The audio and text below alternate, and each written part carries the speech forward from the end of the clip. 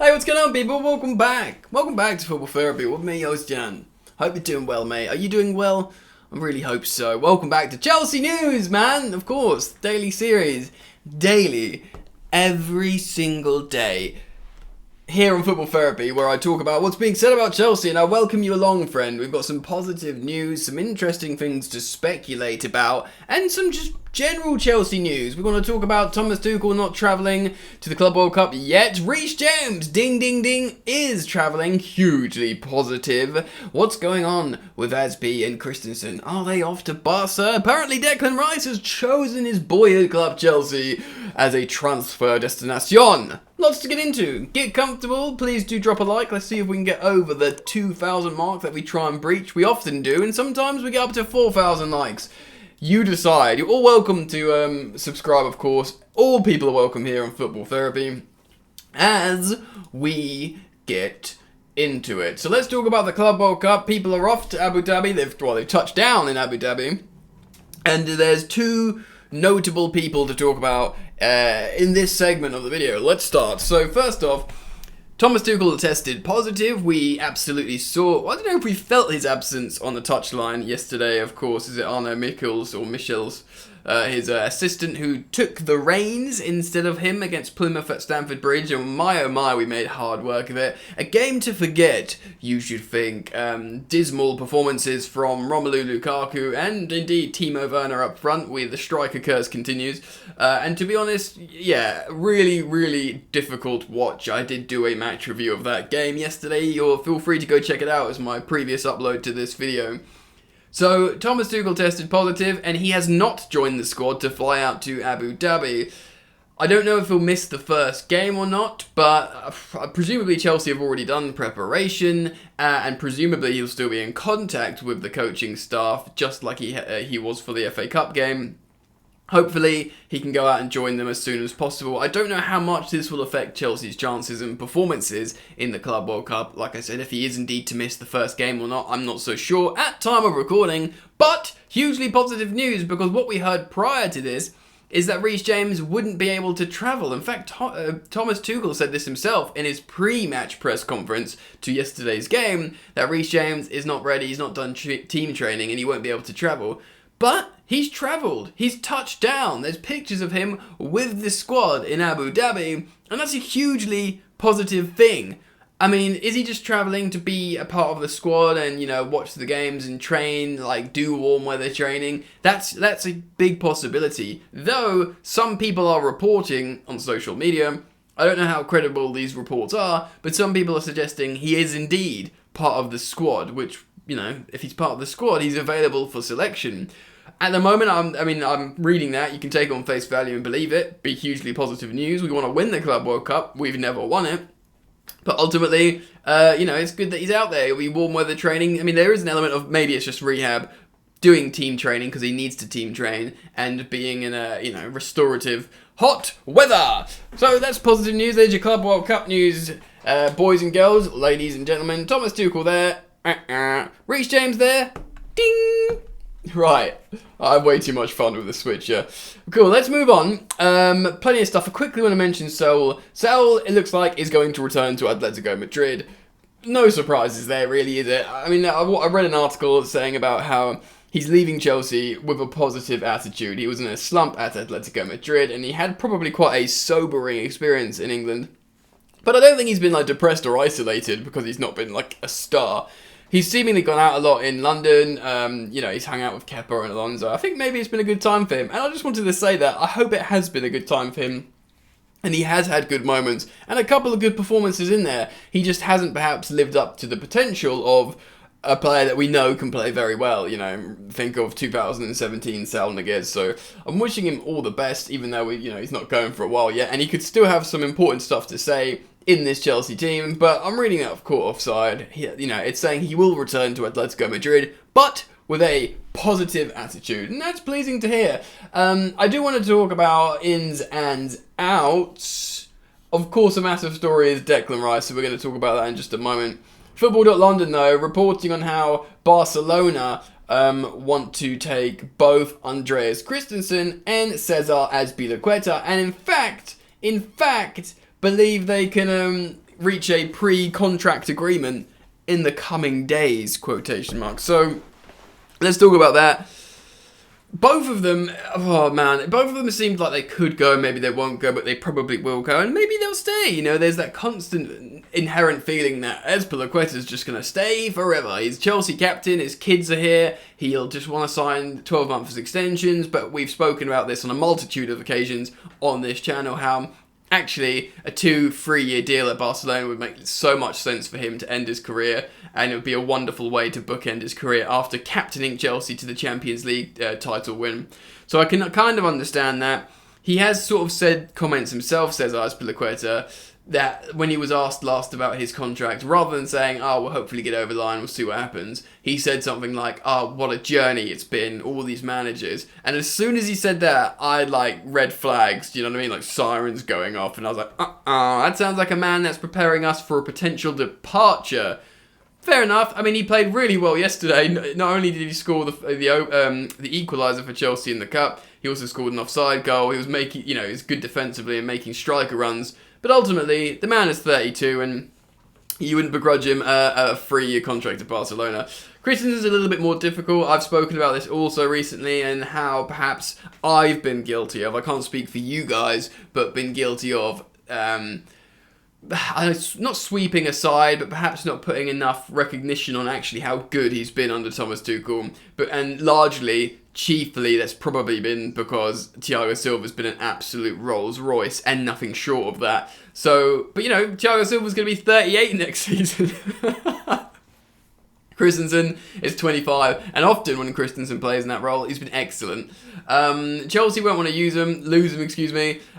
Seemingly recently they feel like they don't want to use him. But he, man, I don't know, like, he apparently had a pre-agreement with Chelsea or like a verbal agreement of a new contract, and then they moved the goalposts, and that's why Thomas Tuchel, mostly the club, but Thomas Tuchel, almost representing the club in a press conference, was saying he needs to, like, you know, he says he's a Chelsea boy, he talks the talk, now he needs to walk the walk, basically sign the contract you said you would sign. That's what I'm reading into it, that's what I would speculate from that. And it does seem like he's going to go now. And I'm looking at that from behaviours as well. Like, look at Antonio Rudiger. Recent articles came out that I haven't reported on because I don't know. You know, I tweeted out like I thought he rejected a 200k a week deal, and my instantaneous reaction to that from Antonio Rudiger was a little bit emotional. I was like, well, look, 200k a week for a centre-back is ridiculous. If that's not good enough for you, a new long-term deal, you know, Thomas Tuchel is your manager, and the fans' absolute adoration for you, then go.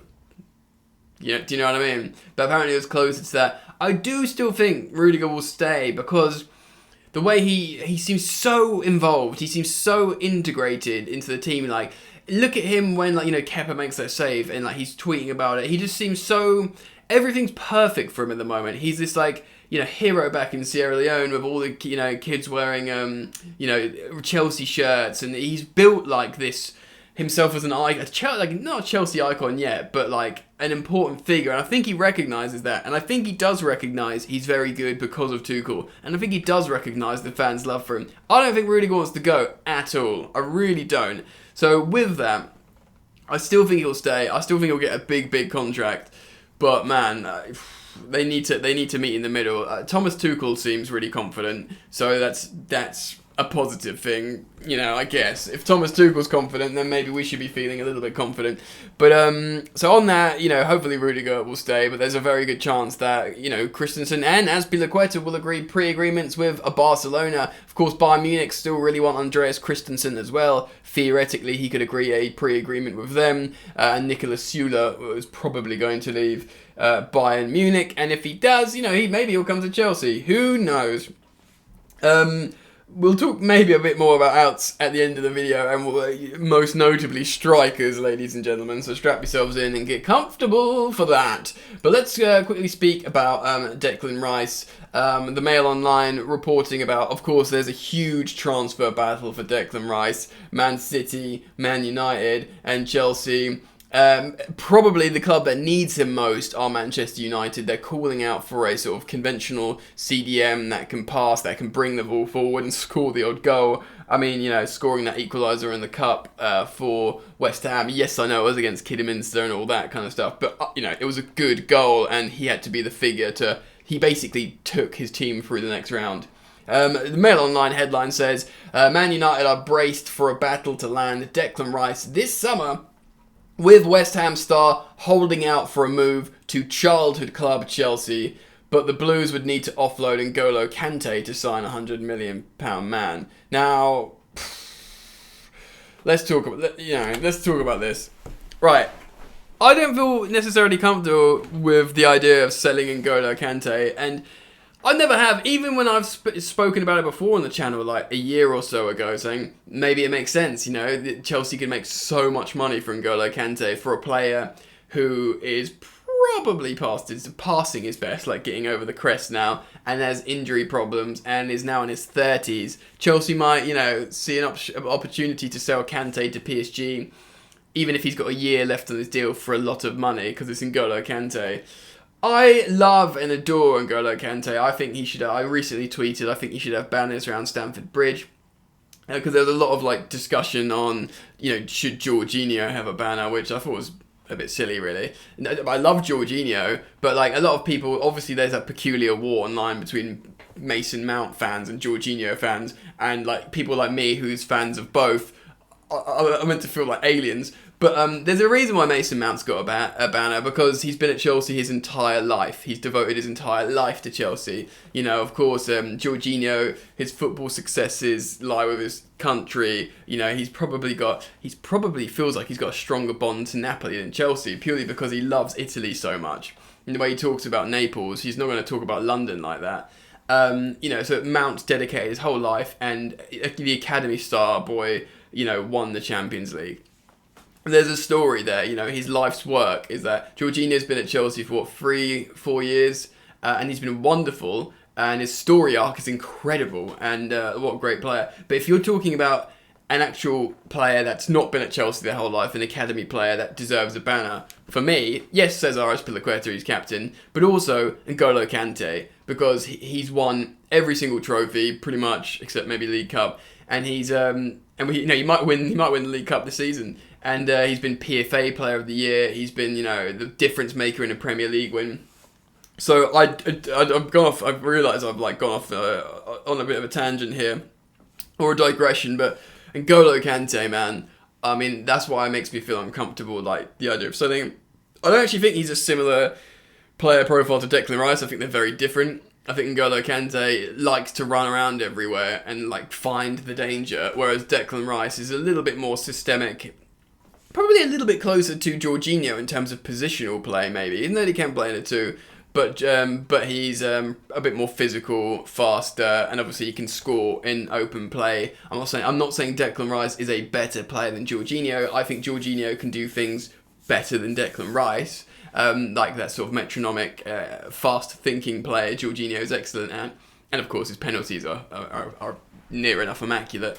But in terms of having that leader on the pitch, they're both quite good leaders, saying that, but one's 10 years younger as well, so I understand. I do really want Declan Rice, and not just because I think it would be great at Chelsea, but because I'm terrified of Manchester United getting him and making a complete team and just them being not a joke anymore. That terrifies me. You don't want them to be good as an opposition fan. Declan Rice would probably do that.